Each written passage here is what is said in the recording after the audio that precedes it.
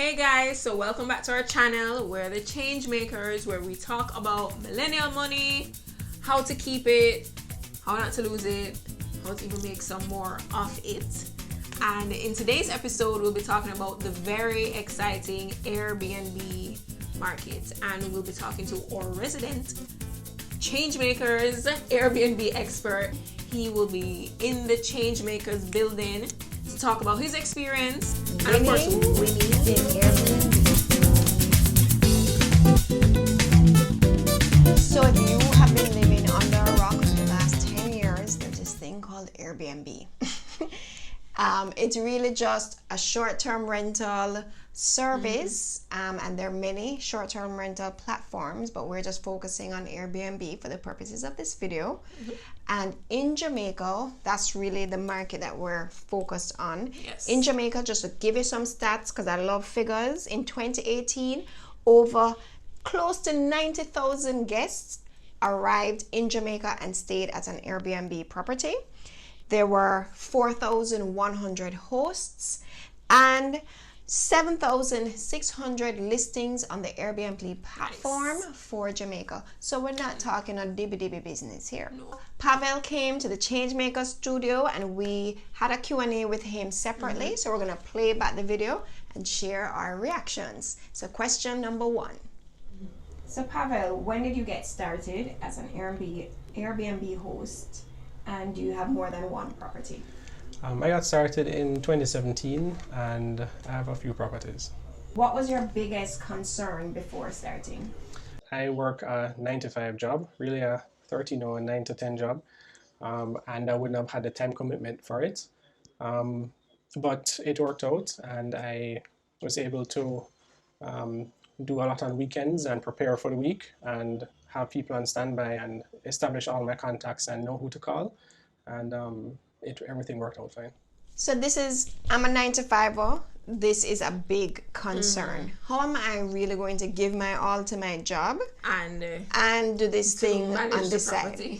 So based on Pavel's answer, if you are not an organized person, and when I say organized people, I don't mean somebody who walks around with a notebook and it's a pretty notebook from Fontana and you made the check boxes and you keep looking at the list but you don't actually do anything. Not that kind of person. Like, you really need to be an actually organized and disciplined person, because he is planning his whole week. He's pre-planning the week. Yeah, and I mean, you will lose millions of dollars and potential money if you don't organize in this way, because obviously you're not going to be giving the time it takes to actually maximize your earnings, and so you'll be really making a huge investment that you're not ready for. So you have to really know how you're going to do this, plus still maintain the job, your 9-to-5 job, or 9-to-10. 9-to-10.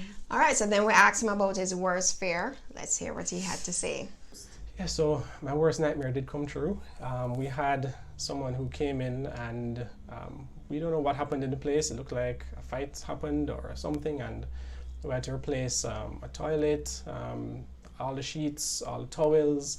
The place was trashed, it was dirty, there was garbage all over the place, and that was really disappointing. It really hurt us a lot. But fortunately, we just reported it to Airbnb. We had all the receipts, we bought back everything, took pictures, followed the protocol, and Airbnb reimbursed us really quickly. So it wasn't too much of a bother, and we were up and running within a week or so for the next guest. Alright, so the toilet thing is just confusing me. Like, I kind of first want to know, was the toilet like split? Or or was it a clog? Was it a massive clog? Where do you think that person is right now? I don't know if there's camera footage. I want to see camera footage. What happened in that Airbnb?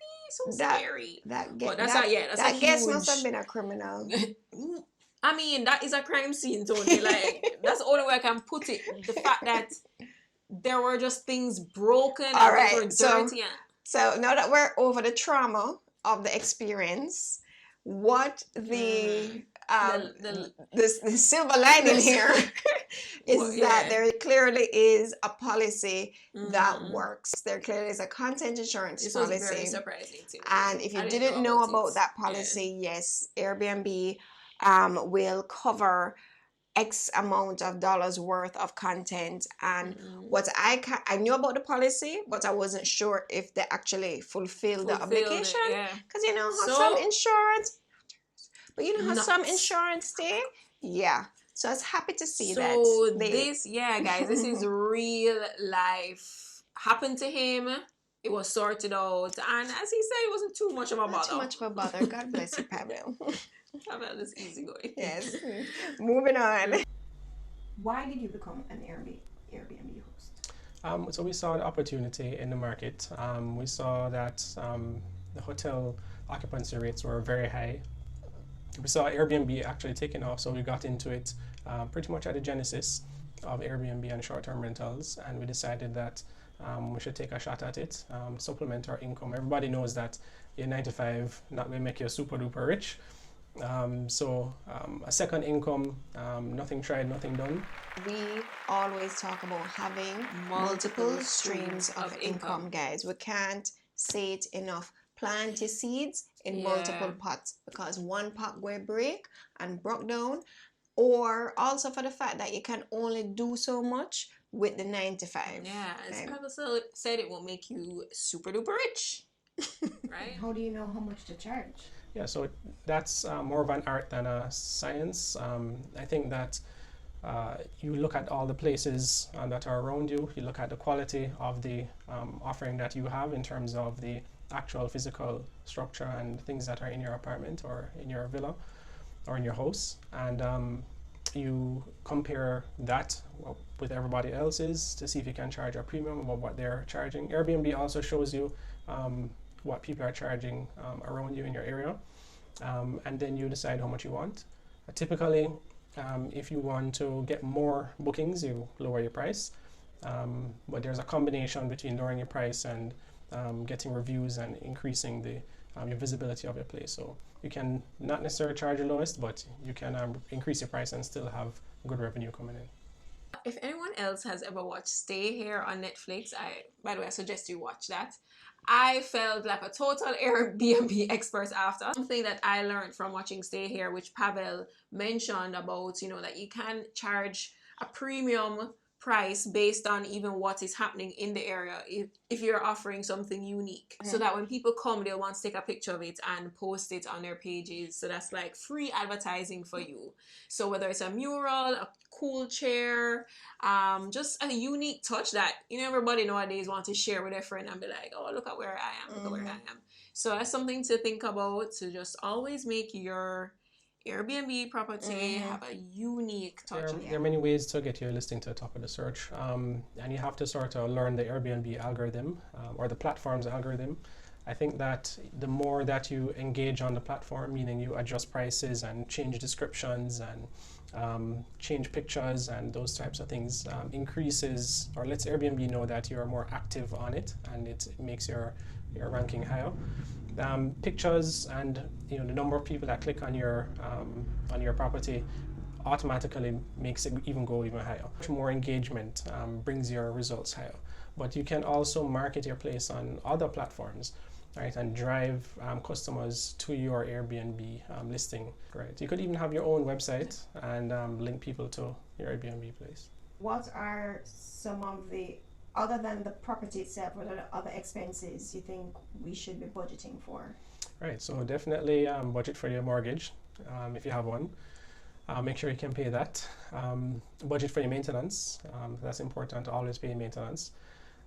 Budget for anything that you may have to replace really quickly. So I always keep a stash of linen ready for all the places that I have. So if we need to replace sheets or all the towels or all the rags and face towels, etc., we always have an extra stash. I've had a problem where someone left and all the towels, so many, I think 90% of the towels are missing, and we had to just replace them all. Always have money for your JPS bill, because all visitors want to run the AC 24/7. Even when they're not in the apartment or in the villa, they're going to run the AC. I've been into my apartment once when the guest wasn't there and the AC was running, and I quickly turned it off, but you can expect hefty JPS bills. So, Jamie, this is my greatest fear, the JPS bill.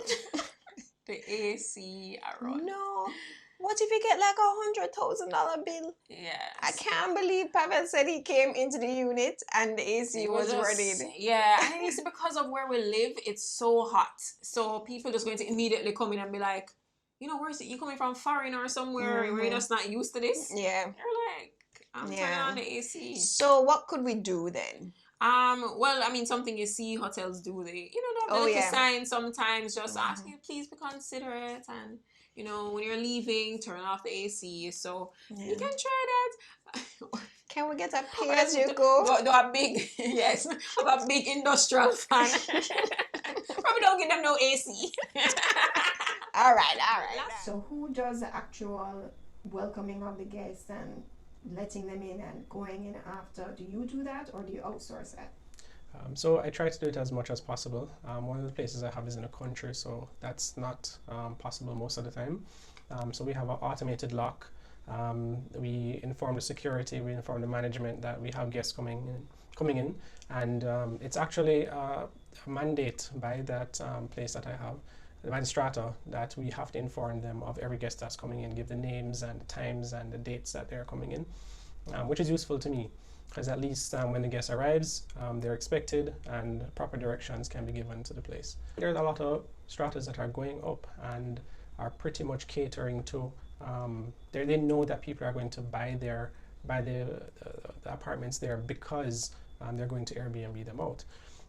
So when a strata, for the new developments, when the stratas are being formed, a lot of times that's taken into consideration. For existing stratas that are already established, they're a little bit more apprehensive. They tend not to want to get short-term rentals introduced into their strata. But some of them, there's a lot of fear, uncertainty, and doubt that goes around with Airbnb. A lot of it is, some of it is unfounded, but some of it is real.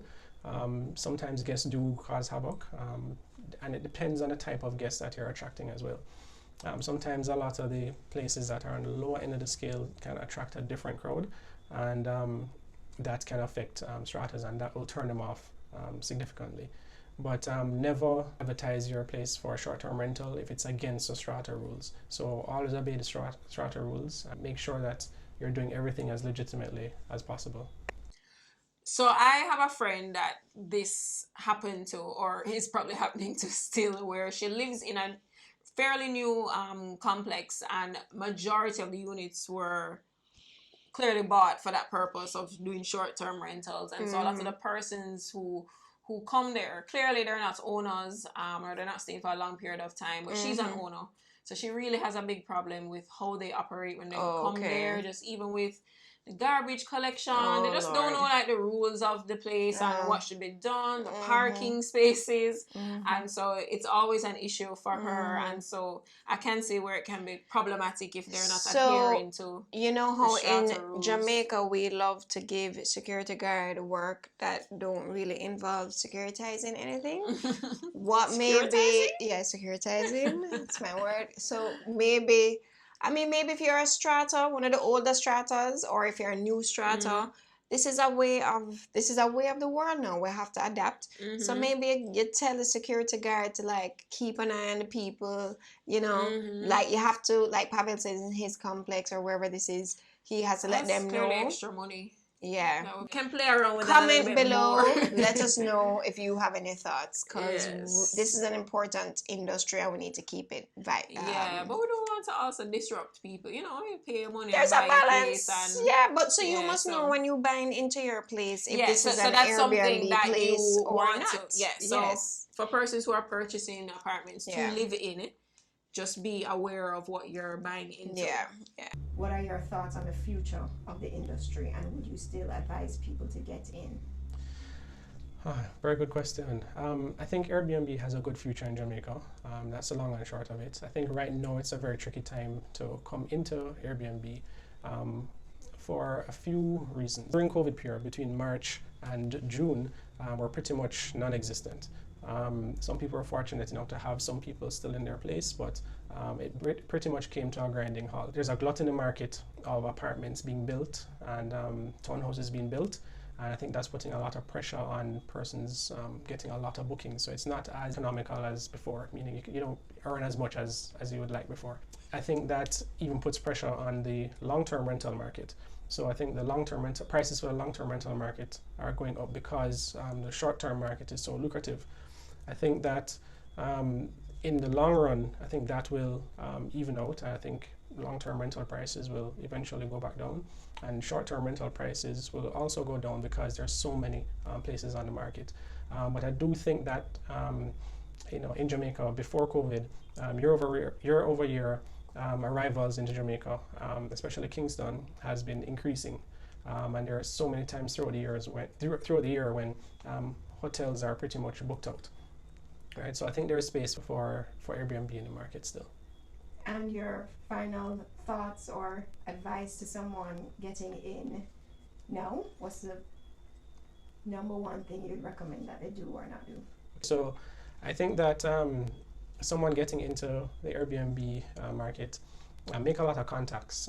The more people you know, word of mouth gets you more bookings. You can advertise your place at companies, so when they have consultants coming in, there's an option for them to stay if they don't want to stay in a hotel, or if a hotel is booked out at the last minute. Ensure that you can devote the time to looking after this investment that you've made. Although I would say that don't consider Airbnb to be a silver bullet. Not everybody who gets into it will get rich. There are other investments that you can make that don't require such a heavy down payment, right? Or a heavy initial investment that can yield pretty much the same return, right? However, Airbnb I think is good because investing in an asset like real estate in Jamaica tends to be very good at this time. So I think other than the yield, I think there's a capital gain that you can benefit significantly from, especially over the last 5 years. And beware of your JPS bill. Final.